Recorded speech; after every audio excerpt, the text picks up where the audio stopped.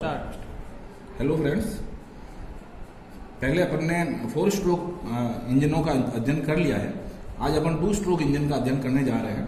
तो बेसिकली जो डिफरेंस है 4 स्ट्रोक और 2 स्ट्रोक इंजन के अंदर, 4 स्ट्रोक इंजन के अंदर वाल्व होते थे। वाल्व की जगह यहाँ पे पोर्ट होंगे। ये एग्जॉस्ट पोर्ट हो गया,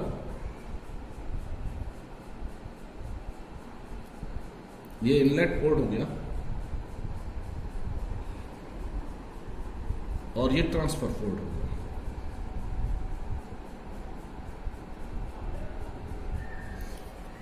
ठीक है, वाल्व की जगह यहां पे पोर्ट हो जाएंगे। दूसरा, इंजन जो है पिस्टन वहां पे प्लेन था, उसकी जगह यहां पे डोम टाइप पिस्टन होगा due to scavenging problem. Scavenging जो समस्या होती है उस समस्या से निपटने के लिए इसका इंजन जो है वो हम डोम टाइप बनाएंगे, जिससे जो गैसेज हैं वो ऊपर से नीचे की तरफ मूव करेगी, तो एग्जॉस्ट गैसेज जो है उसको पूरी को बाहर निकाल देगी। ठीक है, देन अब इसकी वर्किंग को देखते हैं अपन। तो जैसे स्टार्टिंग में अपन पेट्रोल इंजन को देखते हैं, तो जब पेट्रोल इंजन अपन लेंगे काम में, तो यहाँ पे कार्बोरेटर यूज में होगा।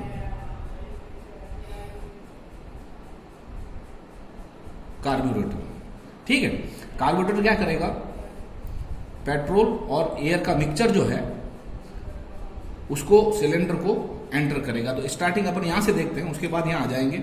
जो ही पिस्टन अभी जो ये वाल्व इनलेट पोर्ट खुला हुआ है, तो मिक्सचर जो है वो क्रैंक केस के अंदर एंटर हो जाएगा। ये क्रैंक केस है, मिक्सचर जो है वो क्रैंक केस के अंदर जो जो पिस्टन ऊपर की तरफ जाने की कोशिश करेगा, तब फ्रेश मिक्सचर जो है वो क्रैंक केस में एंटर हो जाएगा। अब यहां फ्रेश मिक्सचर्स आ चुका है। अब यहां से अपन स्टार्ट करते हैं। जब पिस्टन जो है वो ऊपर की तरफ जा रहा है, यहां से जो ही ऊपर जाएगा, तब जो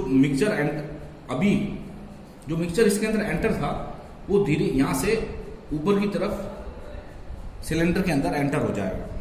अब जो जो आगे बढ़ेगा तब ये बंद हो जाएगा और ये भी बंद हो जाएगा। तब धीरे धीरे ये जो सक्शन, पहले सक्शन हो गया, अब सक्शन और कंप्रेशन दोनों पैरेलल चलेंगे।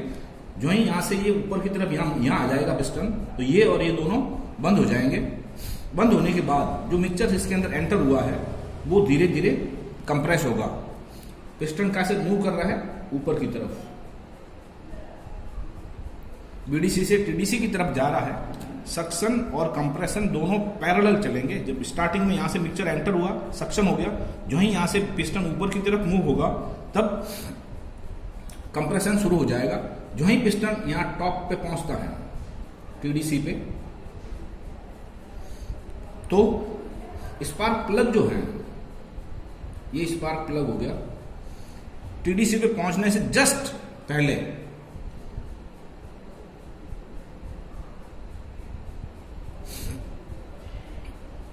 हम स्पार्किंग करवाएंगे, तो जो फ्यूल या जो मिक्सचर इसके अंदर एंटर हुआ है वो बर्न हो जाएगा और हमको पावर मिलनी शुरू हो जाएगी।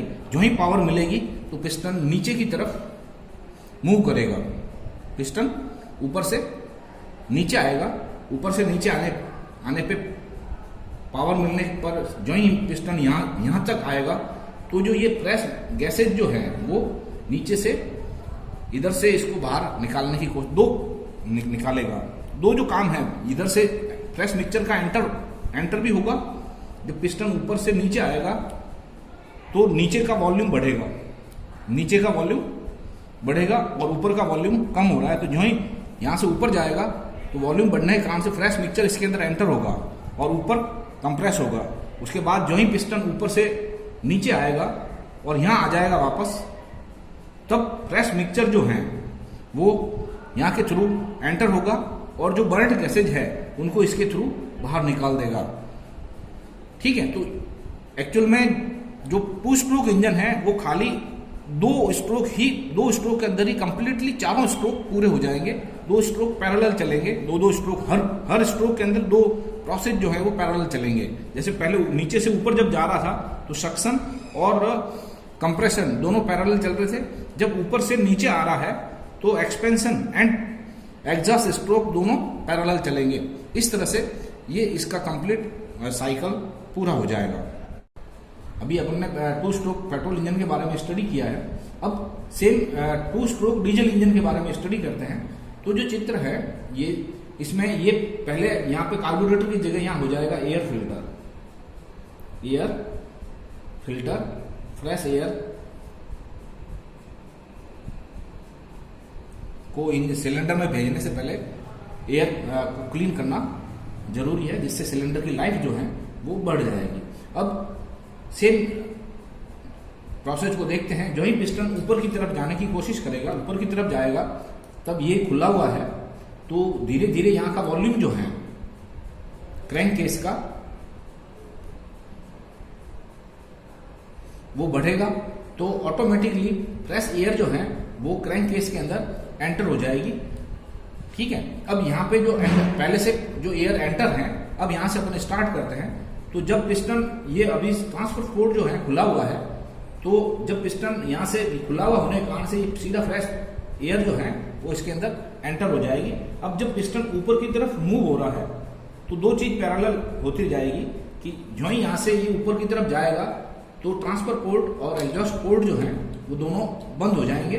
तो जो फ्रेश एयर जो एंटर हुई है वो धीरे धीरे जब ऊपर की तरफ जाएगा तो कंप्रेस होगी। कंप्रेस जो ही पिस्टन टीडीसी तक पहुंच जाएगा तो फ्यूल पंप के थ्रू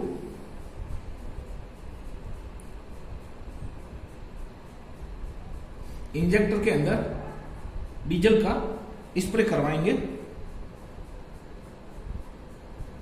जिससे फ्यूल जो है वो बर्न हो जाएगा। और जो ही बर्न होगा तो प्रेशर और टेम्परेचर दोनों राइज करेंगे, और राइज करने के बाद अपने पिस्टन के ऊपर दबाव डालेगा और पिस्टन अब नीचे की तरफ आना शुरू हो जाएगा। जब पिस्टन नीचे की तरफ आएगा, जब पिस्टन ऊपर जा रहा था तब यहाँ का वॉल्यूम जो है वो बढ़ रहा था, तो fresh mixture automatically crank case के अंदर एंटर हो गया था। अब जो जो ये ऊपर से नीचे आएगा तब जो जो इस समय अपन को पावर स्ट्रोक मिलेगी, और जो ही पिस्टन यहां तक आ जाएगा इस स्थिति तक, तब ये खुल जाएगा और ये एग्जॉस्ट पोर्ट भी खुल जाएगा। उस समय जो फ्रेश मिक्सचर है या एयर जो है वो बर्न्ड गैसेज को बाहर निकालने का काम भी करेगी, और इस तरह से एग्जॉस्ट इसका कंप्लीट हो जाएगा। तो ये जो कंप्लीट एक रिवॉल्यूशन के अंदर अपन को एक बार पावर स्ट्रोक मिल जाएगी। जिस तरह से अपन ने पहले देखा था कि 4 स्ट्रोक इंजन के अंदर कंप्लीट साइकिल पूरा होने में 2 रिवॉल्यूशंस क्रैंक की आवश्यकता होती है, जबकि 2 स्ट्रोक इंजन जो है इसके अंदर सिर्फ एक रिवॉल्यूशन के अंदर ही कंप्लीट साइकिल जो है वो पूरा हो जाता है। ठीक है।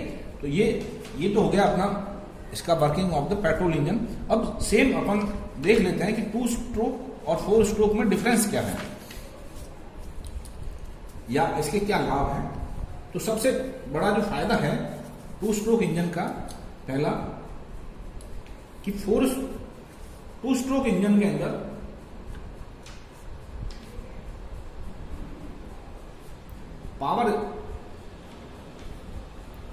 पावर जो है वो जस्ट लगभग दुगनी,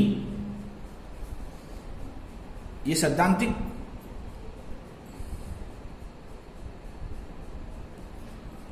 और एक्चुअल के अंदर जो है 1.7 to 1.8 गुना अधिक मिलती है। पहला फायदा जो है कि पावर जो है वो 4 स्ट्रोक की तुलना में इसके अंदर हमको पावर जो है वो एक्चुअल में 1.7 से 1.8 गुना अधिक मिलती है। दूसरा जो इसका फायदा है 2 स्ट्रोक इंजन का, कि 4 स्ट्रोक इंजन के अंदर 2 चक्कर में एक बार पावर मिलती है, जबकि 2 स्ट्रोक इंजन में 1 चक्कर में एक बार पावर मिलेगी, जिससे टर्निंग मोमेंट जो है, टर्निंग मोमेंट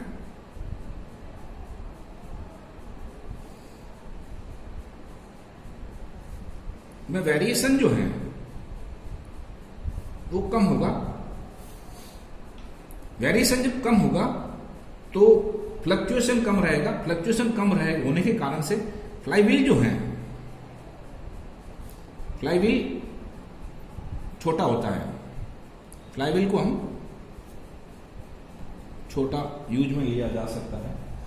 तीसरा जो मेन है इसका फायदा कि वाल्व मैकेनिज्म इसमें नहीं होता है। वाल्व मैकेनिज्म की जगह यहाँ पे पोर्ट होता है और जिसके कारण से इसकी इनिशियल कॉस्ट और वजन जो है या वाल्व मैकेनिज्म नहीं होने के कारण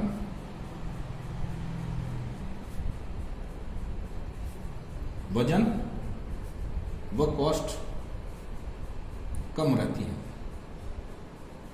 ये तो हो गया फायदा, ठीक है, टू स्ट्रोक के लाभ। अब हानि जो है या डिमेरिट्स जो है, सबसे बड़ा जो लॉस है वो ये है कि transfer port and exhaust port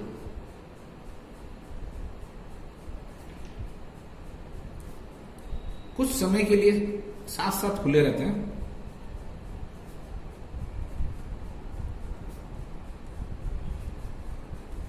साथ साथ खुले रहते हैं। अतः कुछ फ्रेश मिक्सचर्स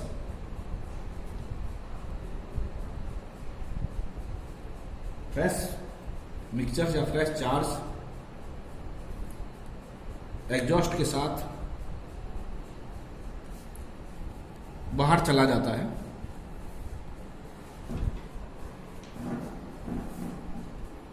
अतः ओवरऑल एफिशिएंसी जो है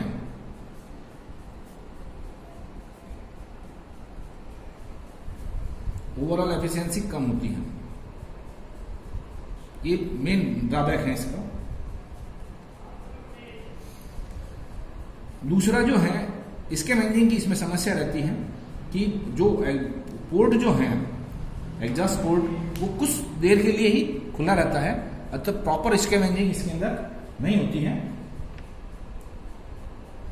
फिर तीसरा कि जो पावर स्ट्रोक है वो पावर स्ट्रोक ज्यादा मिलने के कारण से हीटअप भी ज्यादा होता है, तो कूलिंग की प्रॉब्लम, कूलिंग को अपन को ज्यादा करनी पड़ेगी और लुब्रिकेंट की भी आवश्यकता ज्यादा होगी।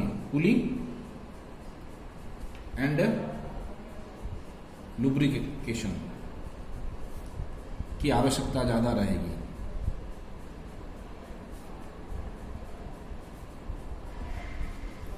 ठीक है, ओके, थैंक्स।